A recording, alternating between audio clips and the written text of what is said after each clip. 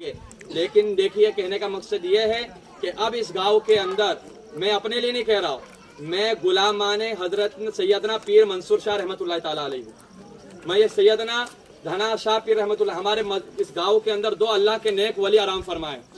سبحان اللہ سبحان اللہ۔ ایسے نیک ولی ہے کہ جنہوں نے زندگی بسر اس لیے کی کہ کائنات کے اندر سے تمام خرافاتیں غلط چیزوں کو ختم کر دیا جائے، تو وہ زندگی بھر اللہ اللہ کرتے رہے، لوگوں کو دین کی دعوت دیتے رہے، لوگوں کو گانے سے بچاتے رہے، ٹی وی سے بچاتے رہے، لوگوں کو نماز کی طرف لاتے رہے، لوگوں کو داڑھی رکھواتے رہے، لوگوں کو غلط چیز سے دور کرتے رہے۔ جب وہ نیک ولی اتنی محنت کے ساتھ لوگوں کو نیک بناتے رہے اور جب وہ انتقال ہو کے آرام فرما رہے گے اور جب انہی کے گاؤں کے اندر گانا بجانا ہوگا تو ان کے دل پہ کیا گزرے گی، آپ سوچ رہے ہیں؟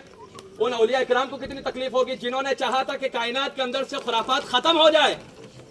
اور ان کے مزار ان کے گاؤں کے اندر یہ خرافاتیں ہوگی تو ان کو کتنی تکلیفیں ہوگی ایک دن کا۔ اور آپ سوچ رہے ہوگے کہ چلو شادی خوشی کا ماحول ایک دن بجا لے گے، لیکن میں ان سے تمام باراتیوں سب سے محبت کرتا ہوں، اس لیے کہ آپ نے مصطفیٰ کا کلمہ پڑھا ہے،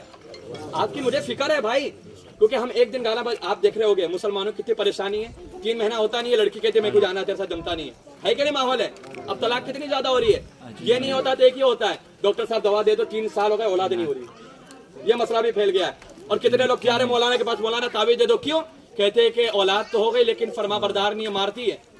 یہ وجہ کیا ہے؟ اولاد ہو رہی ہے تو نافرمان، یا تو اولاد ہو نہیں رہی ہے، یا تو بیوی ساتھ میں محبت ختم ہو جا رہی ہے، 3-4 مہینے کے بعد شادی طلاق ہو جا رہا ہے۔ اس کی وجہ کیا ہے؟ جو ہم ایک دن مصطفیٰ کی سنت کو ادا کرتے وقت گانا ڈی جے گانا ناچنا کودنا کرتے ہیں، اس کی نحوست کی وجہ سے شادی کے اندر جو برکتیں ہوتی ہے اسے اٹھا لیا جاتا ہے۔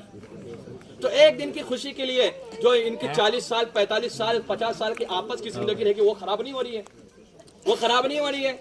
تو اسے بچانا ہے تو یہ گانے بجانے کرنا ہوگا۔ ایک دن ناچو گے 40 دن کی پوری زندگی کا سکون چلا جائے گا، تو ایک دن ناچنے سے سنت رسول کے دائرے میں رہ کر شادی اور نکاح کرو گے تو 45 سال تک اللہ اس کے رسول آپ پر رحمتوں کی بارش عطا فرما دے گا، سبحان اللہ۔ تو 45 سال کی زندگی کو اگر اچھا بنانا ہے تو شادی کے اندر خرافات کو ختم کرنا ہوگا۔